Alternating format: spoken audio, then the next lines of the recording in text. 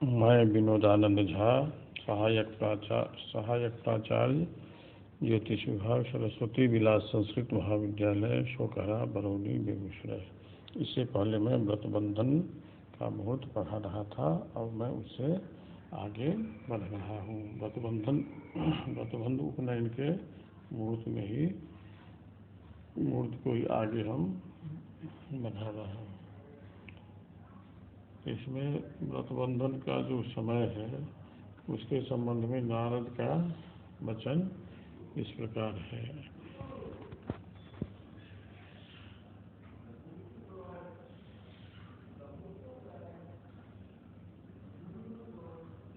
आधानादष्टमे वर्षे जन्मतो वाग्र जन्मनाम राज्ञामेकादशे मौंजी बंधनं द्वादशे विषाम। आधानादष्टमे वर्षे जन्मतो वाग्र जन्मनाम राज्ञामेकादशे मौंजी बंधनं द्वादशे विषाम। नारद जी कहते हैं कि आधान से, आधान काल मतलब हुआ गर्भाधान काल, गर्भाधान से 8वें वर्ष में अग्र जन्मनाम विप्राणाम मौंजी बंधनम कुर्यात् अथवा जन्मतो अष्टमे वर्ष। आधानात् जन्मतो व आधान से, गर्भाधान से, अथवा जन्म काल से गिनकर 8वें वर्ष में ब्राह्मण का उपनयन करना चाहिए। राज्ञाम एकादशे वर्षे, राज्ञाम क्षत्रियाणाम उपनयनम आधानात् अथवा जन्मात्, गर्भाधान से अथवा जन्म से 11वें वर्ष में करना चाहिए। और वैश्य का 12वें वर्ष में, जन्म से अथवा गर्भ से 12वें वर्ष में मुंजी बंधन कर्म करना चाहिए। फिर इस प्रसंग में मनु का मत इस प्रकार है। इस प्रसंग में मनु का मत इस प्रकार है। ब्रह्म वर्चस कामस्य कार्यम विप्रस्य पंचमे, राज्ञो मलार्थिनः षष्ठे वैश्यार्थार्थिनोष्टमे। मनु का मत इनसे भिन्न है। मनु महाराज कहते हैं कि ब्रह्म वर्चस कामस्य, ब्रह्मचर्य की कामना करने वाले विप्र का उपनयन संस्कार मौंजी बंधन कर्म जन्म से अथवा गर्भ से 5वें वर्ष में करना चाहिए। क्षत्रिय का बलार्थिनः, राज्ञो बल चाहने वाले राजा का उपनयन संस्कार 6ठे वर्ष में करना चाहिए। और वैश्यार्थार्थिनोष्ट में अर्थ चाहने वाले, धन संग्रह करने वाले वैश्य का उपनयन संस्कार 8वें वर्ष में करना चाहिए। पुनः फिर कहते हैं कि आषोदशात् ब्राह्मणस्य सावित्री नाति वर्तते। आषोदशात् ब्राह्मणस्य सावित्री नाति वर्तते। आद्वाविंशात् क्षत्र मंदोरा चतुर्विंशतिर्विशः अत ऊर्ध्वं त्रयोप्येते यथा कालम संस्कृताः सावित्री पतिता व्रात्या भवन्त्यार्थ विगर्हिता। आषोदशात् 16 श्री मनु के अनुसार उपनयन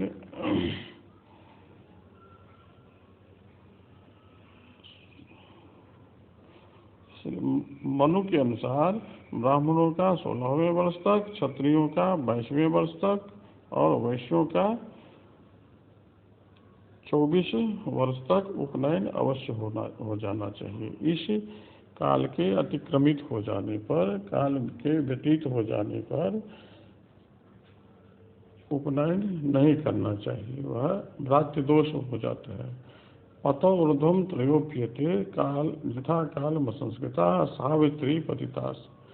सावित्री पतित हो जाता है, मतलब ब्राह्मण पतित माने जाते हैं, व्रात्य दोष लगता है, इसलिए यह वर्जित है। तो उपनयन का काल मनु महाराज के हिसाब से ब्राह्मण के लिए 16, क्षत्रिय के लिए 22 वर्ष और वैश्य के लिए अधिकतम 24 वर्ष, यह अधिकतम सीमा है मनु महाराज के अनुसार।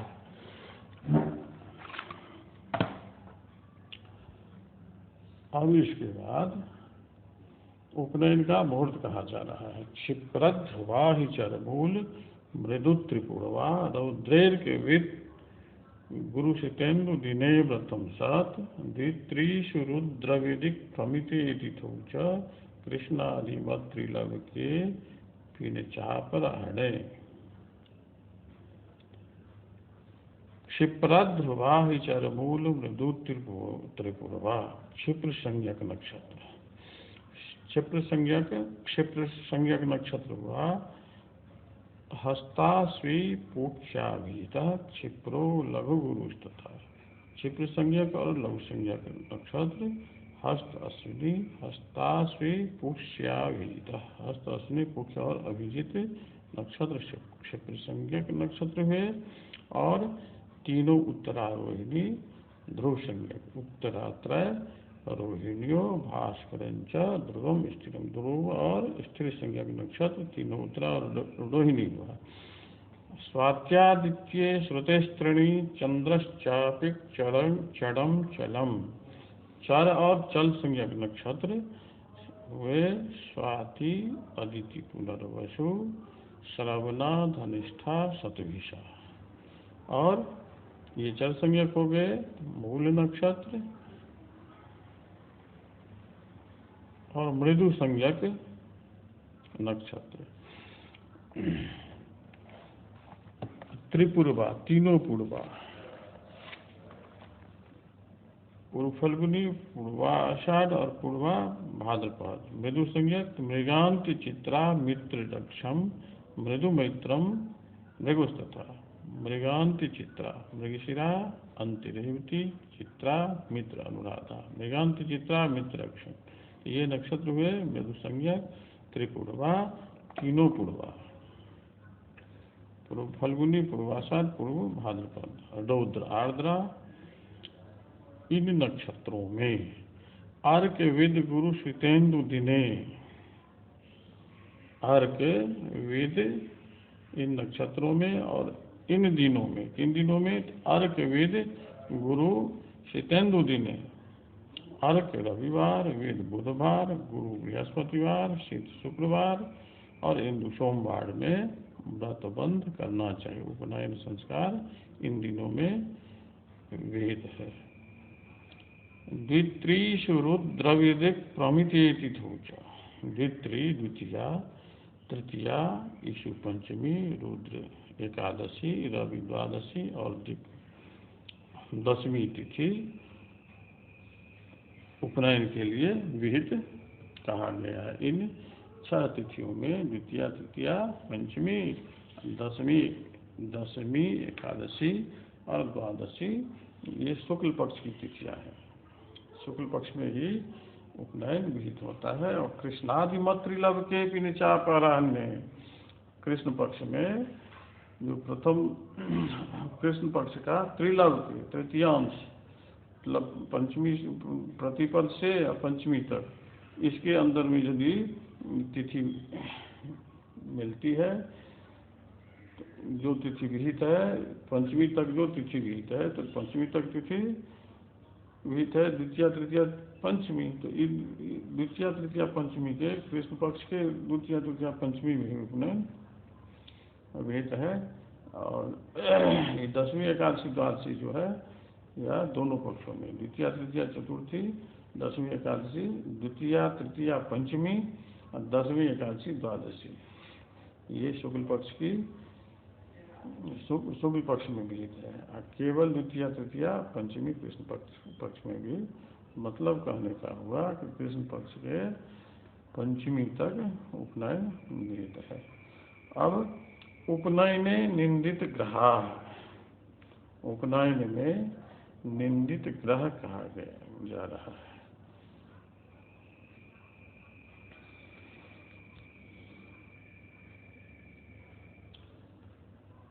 कविज्य चंद्र लग्न पारिको मृत्य व्रते धमा व्ययेब्ज भार गवौ तथा सनौ मृते सुते खला। कविज्य चंद्र लग्न पा रिपौ मृते व्रते खला। कविज्य कवि शुक्र, इज्य बृहस्पति, चंद्रमा, लग्नपा लग्नेश, ये सभी ग्रह यदि रिपौ शत्रु भाव में, मृतौ अष्टम भाव में, मृत्यु भाव में हो तो व्रते अथवा उपनयन कालिक जो लग्न है, जिस लग्न में उपनयन निहित है, विहित है, उस लग्न से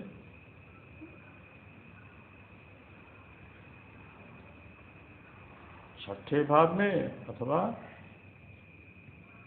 आठवें भाव में अथवा दोनों भाव में यदि लग्नेश चंद्रमा बृहस्पति शुक्र हो तो व्रतबंध अशुभ माना जाता है। ऐसे समय में व्रतबंध नहीं करना चाहिए, उपनयन नहीं करना चाहिए। अब व्ययेव भार गवौ तथा तनौ मृते सुते खला। व्यये अब्ज भार्गव, व्यय भाव में यदि अब्ज चंद्रमा भार्गव शुक्र हो और तनौ मृते सुते खला, सुत भाव मृत्यु भाव और लग्न में अशुभ ग्रह हो, खलक ग्रह हो, तब भी व्रतबंध निंदित होता है। इस समय में ऐसे जो बनने पर उपनयन नहीं करना चाहिए। उपनयने लग्न शुद्धि विमर्शः व्रतबंधेष्ट खड रिष्प वर्जिता शोभना शोभा त्रिखडाये खलाः पूर्णो गोकर्कस्थो विधुस्तनौ व्रतबंधे अष्ट खड रिष्प वर्जिता शोभना। व्रतबंध में छठे भाव में, आठवें भाव में और द्वादशवें 12वें भाव में शुभग्रह वर्जित है। और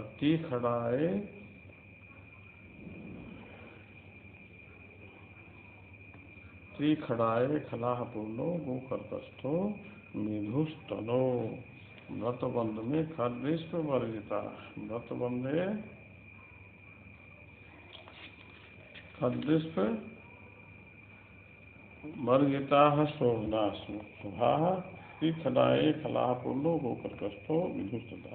उपनयन में शुभग्रह लग्न से इतने स्थानों में, उपनयन में शुभग्रह लग्न से छठे, आठवें और 12वें स्थान में नहीं हो और पापग्रह त्रिखडाय में नहीं हो तो शुभ होते हैं। व्रतबंधेष्ट खड्रिष्प वर्जिता शोभना शोभना शुभा भवन्ति।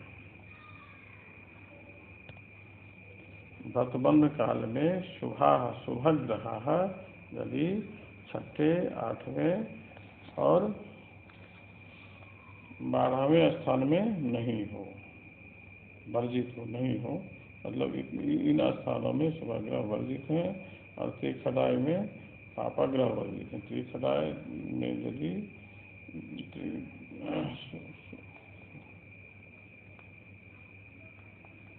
पापग्रह हो तो शुभ होते हैं।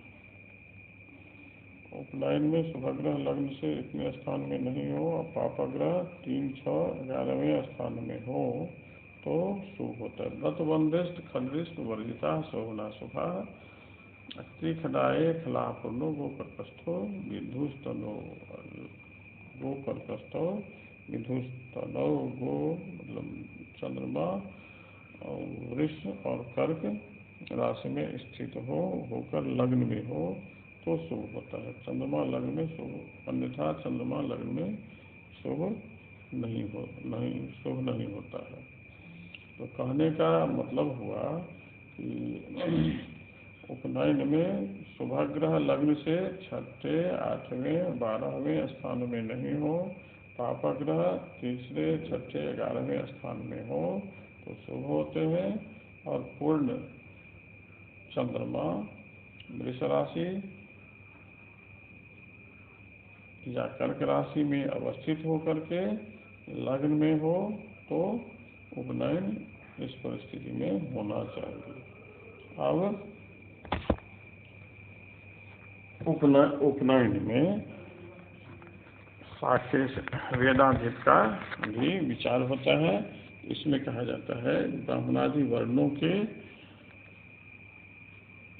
और वेदों के स्वामी विप्राधीशो भार्गवेज्यो पुजारको राजन्या नामोषधीशो विशांच शुद्धाणाम यश्चान्त्यजानां शनिष्यात् साक्षेशाः शिवजीव शुक्राय सौम्याः। शुक्र और बृहस्पति विप्राधीशो भार्गवेज्यो, शुक्र भार्गव और इज्यो बृहस्पति, भार्गव शुक्र बृहस्पति और शुक्र विप्राधीशो विप्र वर्ण के साकेश स्वामी हैं। पुजारको राजन्या नाम, राजन्या नाम क्षत्रिया नाम, क्षत्रियों के स्वामी कुज और अर्क हैं। मंगल और सूर्य, सूर्य और मंगल हैं। ओषधीशो विषांच, विषाम वैश्य का स्वामी ओषधीश हैं, चंद्रमा हैं। शूद्राणाम यश्चान्त्यजानां शनिष्यात्, शूद्रों के स्वामी ज्ञ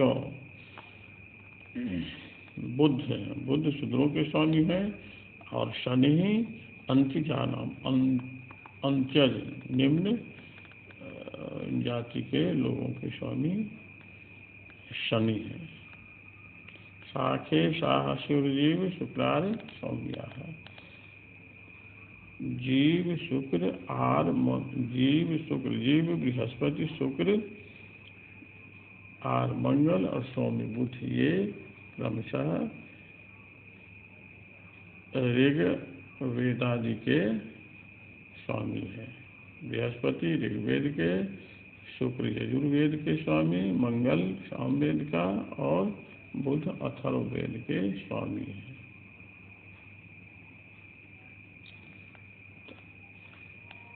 तो वेदाधिप कहने का प्रयोजन, अब कहते हैं वेदाधिप कहने का प्रयोजन क्या हुआ। तो यह तो शाखेश वार तनुविर्ज मतीव षष्ठम, शाखेश सूर्य शशजीव बलेव रतम सत, जीवे भृगौ रिपुगृहे विजिते च नीचे, स्याद वेद शास्त्र विधिना रहितो व्रतेन। व्रते शाखेश वार तनुविर्जम अतीव षष्ठम भवति। शाखेश हुए वेदाधिप, वेदाधिप के वार लग्न और गोचर बल उपनयन में अत्यंत प्रशस्त होता है। अर्थात जिसकी जो शाखा है उसका उपनयन उस शाखेश के दिन में, शाखेश के लग्न में और शाखेश के बली रहने पर, उपनयन होने पर शुभ होता है। एवं शाखेश चंद्रमा और बृहस्पति के बली रहने पर उपनयन शुभ होता है। शाखेश सूर्य शशजीव भले व्रतम, शाखेश यदि सूर्य चंद्रमा और बृहस्पति हो तो भी उपनयन, बली हो तो उपनयन प्रशस्त होता है। जीवे भृगो रिपुगृहे विजिते च नीचे, बृहस्पति और शुक्र शत्रु के घर में हो, पराजित हो, नीच स्थान में हो तो स्याद वेद शास्त्र विधिना रहितो व्रतेना, तो ऐसी परिस्थिति में व्रत बंद नहीं करना चाहिए।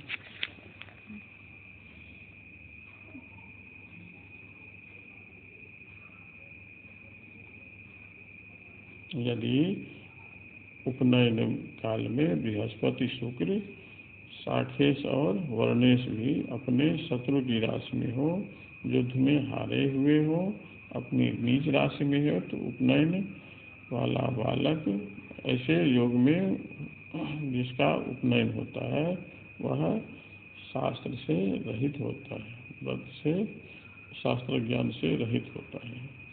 मतलब ऐसे समय में उपनयन नहीं करना चाहिए। इस तरह से उपनयन का अभी प्रसंग चल ही रहा है। अभी मैं इसको विराम करता हूँ। इससे पूर्व पाठ में मैं व्रतबंधन के मुहूर्त की ही चर्चा की थी मैंने, फिर यह चर्चा आगे भी चलती रहेगी। यह प्रकरण कुछ लंबा है, परंतु अभी मैं इसको विराम देता हूँ। और इसमें यदि किसी को कोई जिज्ञासा हो तो व्हाट्सएप के माध्यम से अपनी जिज्ञासा को रखेंगे और उस जिज्ञासा की पूर्ति मैं भी निश्चित रूप से कर दूंगा।